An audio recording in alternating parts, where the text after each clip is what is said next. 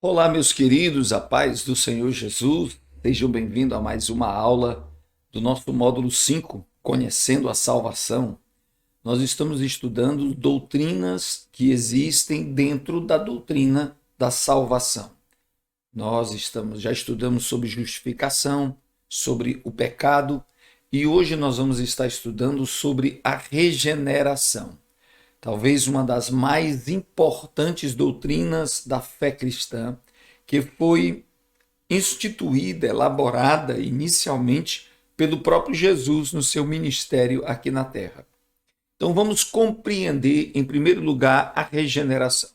Nós estudamos até aqui a natureza do homem como uma natureza pecaminosa. Você lembra que nós estudamos na aula passada, nas primeiras aulas nós falamos muito sobre isso. Essa natureza é inclinada para a prática do pecado. O grande problema do homem não é realmente o que ele faz, mas aquilo que ele é. Isso aqui é muito bom que você grife. O grande problema do homem não é aquilo que ele faz, mas aquilo que ele é. Porque o que ele faz é decorrente da sua natureza, daquilo que ele é. A regeneração, portanto, é um ato divino pelo qual Deus muda o coração, a natureza do homem, gerando novamente para uma inclinação divina e santa.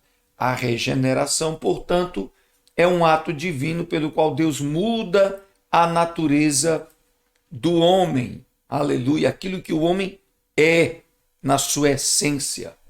Para os seus pecados, observa bem essa construção. Para os seus pecados, o homem necessita de perdão. Isso aqui tem cara de questão de prova, né? O homem necessita de perdão, mas para a sua natureza, o homem precisa de regeneração. Regeneração. Regenerar significa literalmente gerar de novo. E aí vem a doutrina bíblica do novo nascimento, né? Então vamos observar agora sobre a doutrina bíblica, a doutrina da regeneração nas páginas da Bíblia, na revelação da palavra de Deus. Dentro do ministério profético no Antigo Testamento, nós vamos encontrar o profeta Ezequiel falando de uma ação divina que corresponde à regeneração.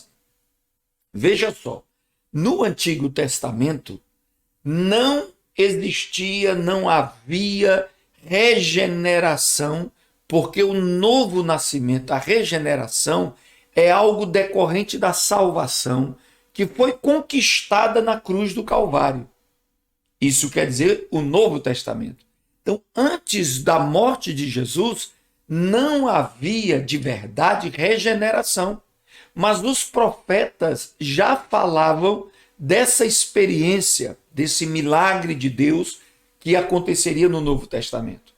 Então as palavras de Ezequiel, capítulo 36, versículo 26, dizem assim: Dar-vos-ei um coração novo, e porei dentro de vós um espírito novo.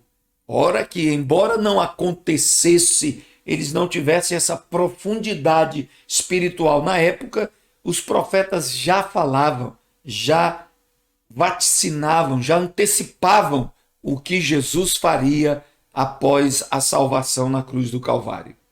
O Mestre Jesus elaborou de forma pioneira esta doutrina com uma nova perspectiva mais real, concreta, chamando a regeneração de novo nascimento. Em João 3:3, Jesus disse a Nicodemos: é necessário nascer de novo. Uma experiência que escapava do conhecimento de um líder religioso judaico da época chamado Nicodemos.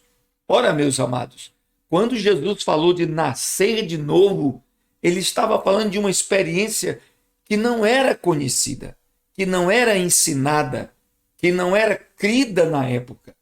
Foi algo pioneiro, foi algo revolucionário, a ponto de um líder religioso, um intérprete da lei, alguém que ensinava a fé aos israelitas, aos judeus, não terem entendido, né? Não compreender a profundidade. Lembra do que Nicodemos disse?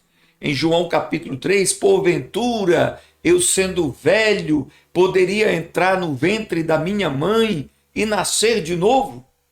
Foi quando Jesus, no verso 5 do capítulo 3, ele diz, nascer da água e do Espírito. Então, até hoje há muita gente que ainda não consegue compreender de maneira adequada esse milagre do Novo Testamento, da nova aliança, que é o nascer de novo, né? Os apóstolos desenvolveram esta doutrina de Cristo de várias formas, como nós vamos ver agora. O apóstolo Paulo falou em 2 Coríntios 5:17, se alguém está em Cristo, nova criatura é. Olha só, isso está falando que a pessoa foi recriada, regenerada no seu espírito, na sua parte espiritual. E ele ainda afirma, as coisas velhas passaram e tudo se fez novo. Isso é decorrente da regeneração. Tudo que se faz novo, o que é? Dentro do homem, dentro do seu ser, seus valores, os seus princípios, os seus pensamentos, as suas decisões, as suas vontades, tudo dentro do homem passa a ser regenerado pelo poder do Espírito Santo. Em 2 Coríntios capítulo 3, verso 3, Paulo disse, já é manifesto que vós sois a carta de Cristo, ministrada por nós e escrita não com tinta, mas com o Espírito do Deus vivo, não em tábuas de pedra, mas nas tábuas da carne do coração. Isso aqui é uma expressão muito profunda do Novo Testamento que compara a lei escrita nas tábuas de pedra com a regeneração, que é a lei de Cristo, a lei do amor, a graça escrita nas tábuas do nosso coração. Então, durante a lei, o Antigo Testamento, a tentativa de mudar o homem era apenas externamente, nos seus comportamentos, nas suas atitudes, mas no Novo Testamento, o Espírito Santo muda o homem a partir do seu interior. Isso a partir do novo nascimento em Cristo Jesus. O apóstolo João, em 1 João capítulo 5, verso 1, diz, todo aquele que crê que Jesus é o Cristo é nascido de Deus. Aleluia! A fé, a convicção de que Jesus é o Cristo, isso é uma convicção, uma fé de quem nasceu de novo. Aleluia!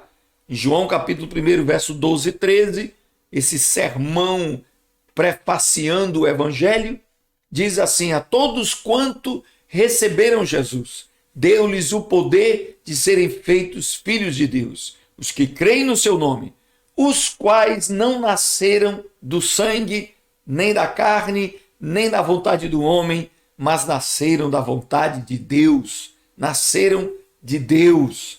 Então, tanto Paulo quanto João já entendiam a profundidade dessa figura do nascer de novo e já elaboravam seus discursos, seus escritos em cima desta doutrina. O apóstolo Pedro, um pouco mais tarde, ele já em 1 Pedro 1,23 diz, sendo de novo gerados, já com uma compreensão bem mais profunda, não de semente corruptível, mas da incorruptível pela palavra de Deus viva e que permanece para sempre. Pedro, comparando a semente humana que gera pessoas no sentido natural, ele agora fala de uma semente não corruptível, mas incorruptível da palavra de Deus. A palavra é a semente que gera o homem novamente. 1 Pedro 2:2, ele traz da figura de crianças recém-nascidas. Desejai afetuosamente, como meninos novamente nascidos. Olha que coisa interessante. Como meninos novamente nascidos, desejai afetuosamente o leite racional, não falsificado, para que por ele vades crescendo. É a figura que Pedro usa de alguém que nasceu de novo, precisa desejar a palavra, o leite racional, o ensino, para que vá crescendo na vida espiritual. Qual é o método da regeneração? Qual é o processo, os elementos envolvidos, o tempo dessa regeneração, desse nascer de novo? A primeira ferramenta de Deus para a regeneração humana é a palavra de Deus. A palavra de Deus estará presente, envolvida, determinante nas mais diversas experiências e profundas, legítimas da espiritualidade cristã. É a semente sem a qual não há vida espiritual. João 3,5, Jesus respondeu a Nicodemos e disse: na verdade te digo que aquele que não nascer da água e do Espírito não pode entrar no reino de Deus. Esta água, a maioria dos especialistas diz que Jesus estava se referindo à palavra. A palavra que é água, que lava, que limpa. Em João capítulo 13, Jesus disse a Pedro no lava-pés, Jesus diz: vós já estáis limpos, lavados pela palavra que eu vos tenho dado. João 13. Então, essa nascer da água e do Espírito é, na verdade, nascer da palavra e do Espírito, da ação, da agência da palavra de Deus na nossa vida. Em Lucas capítulo 8, verso 11, diz que a palavra é a semente. Esta semente entra no coração do homem e quando ela germina, quando ela encontra terra fértil, ela começa a produzir, aleluia, a transformação da natureza humana. Quando a palavra de Deus é recebida com alegria, com fé, quando é recebida com liberdade para que a palavra possa operar o milagre de mudança na nossa vida. Amém? Em segundo lugar, o método da regeneração envolve o Espírito Santo. O Espírito Santo é o agente direto na aplicação da regeneração na vida humana. Todo o processo de salvação e regeneração é construído pelo Espírito Santo. Em Tito 3, versículo 5 diz assim, é uma epístola de Paulo a Tito: não pelas obras de justiça que houvéssemos feito, não vamos ler novamente, não pelas obras de justiça que houvéssemos feito, mas segundo a sua misericórdia, ele nos salvou pela lavagem da regeneração e da renovação do Espírito Santo. A lavagem da regeneração, da água, renovação do Espírito Santo, do Espírito. Então, o Espírito Santo age no coração do pecador para que a sua natureza seja restaurada, seja renovada para ser adorador, para ser compreendedor das coisas de Deus, da palavra do Senhor. O Espírito Santo é quem opera esse milagre do novo nascimento no coração do homem. É bem claro em João capítulo 3, Jesus chega a dizer que aquele que é nascido do Espírito é como o vento. Sopra, ouves a sua voz, mas não sabe de onde vem, nem para onde vai. É o mistério da salvação, da regeneração em Cristo Jesus. Tá certo?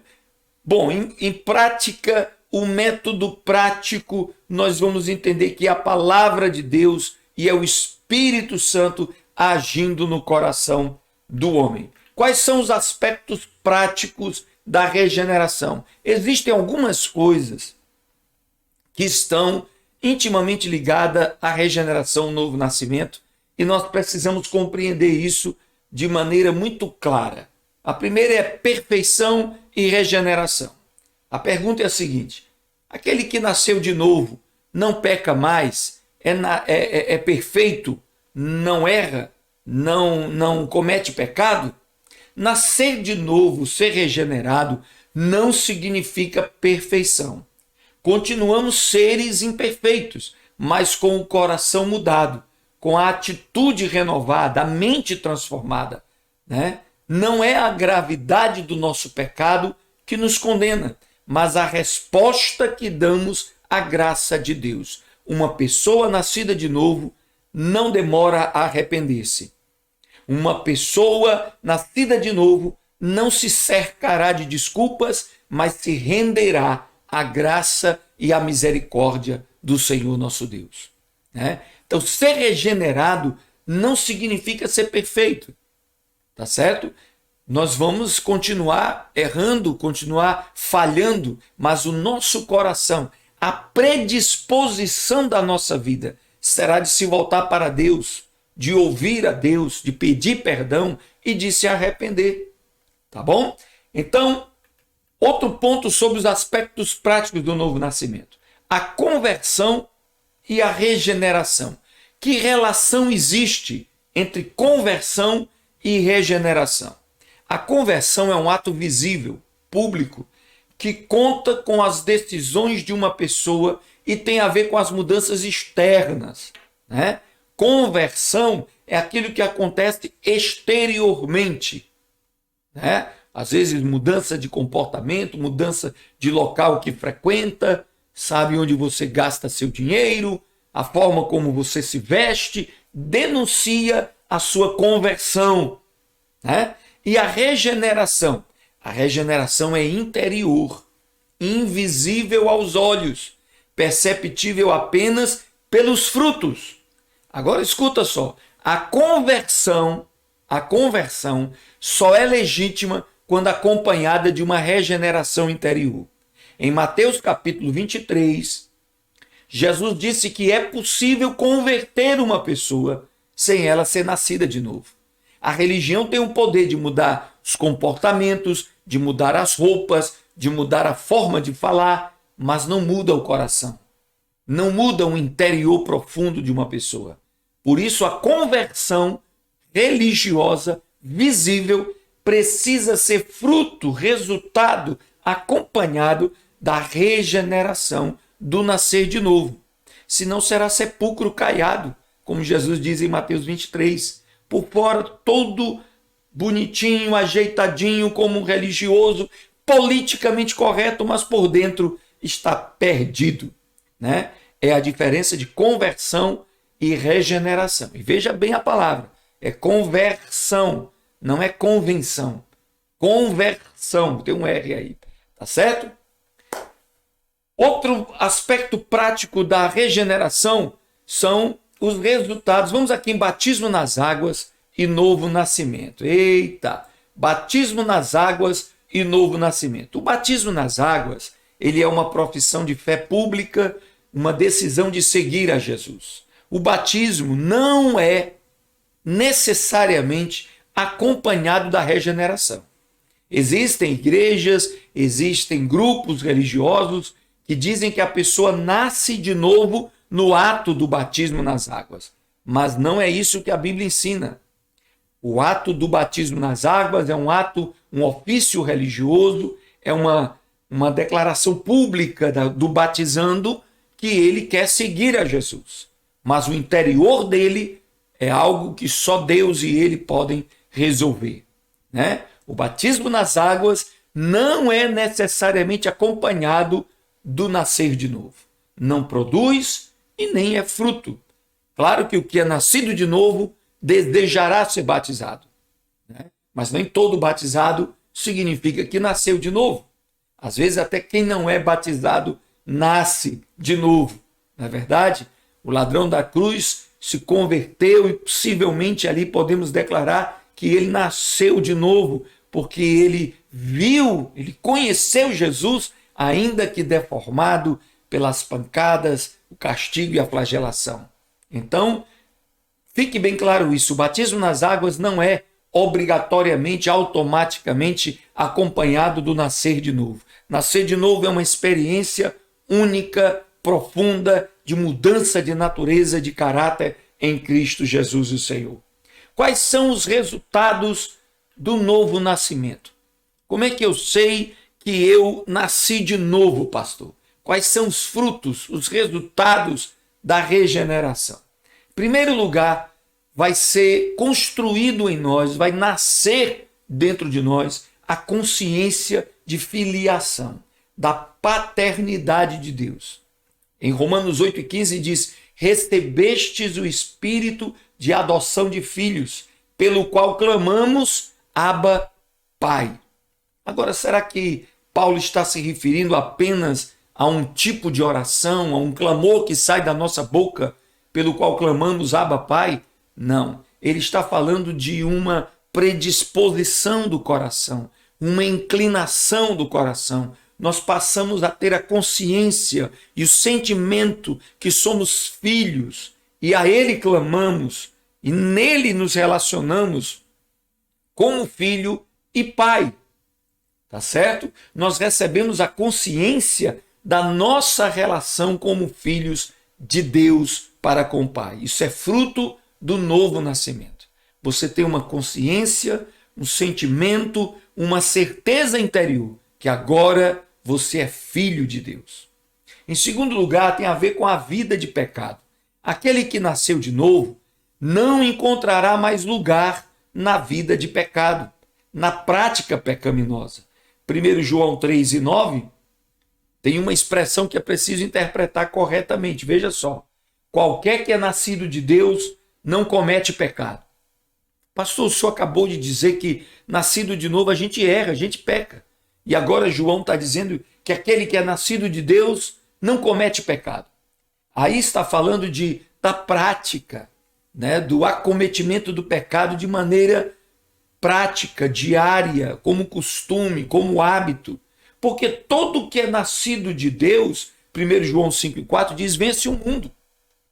Então veja só, aquele que nasce de novo pode pecar por acidente, por uma falta de vigilância, mas não será o seu plano, não será o seu estilo de vida, não será suas decisões, não será sua escolha diária, não será a prática da vida dele.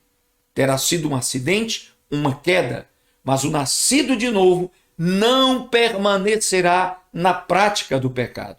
Porque João capítulo 8 diz que a prática do pecado faz do homem escravo do pecado. Aquele que é nascido de novo rompeu com o poder do pecado sobre a sua vida. E ele não se entregará mais à vida de pecado. Em terceiro lugar, o novo nascimento tem a ver com o crer em Jesus Cristo. O nascido de novo, regenerado, terá uma fé resolvida. Aleluia! Decidida por Cristo. Todo aquele que crê que Jesus é o Cristo é nascido de Deus. Quando João diz isso, está dizendo é uma crença resolvida, é uma crença decisória, né? É uma crença comprometida. Não é apenas um discurso, não é apenas uma confissão religiosa, não é apenas uma prática ritual, é uma crença de vida. Lá em Romanos capítulo 10, o apóstolo Paulo diz, se com o coração creres e com a boca confessares, e isso está falando de toda a sua vida, do coração vem a boca, isso fala de atitudes, de compromisso, de envolvimento. Crer em Jesus Cristo é comprometer toda a minha vida com esta fé. E isso é fruto do novo nascimento.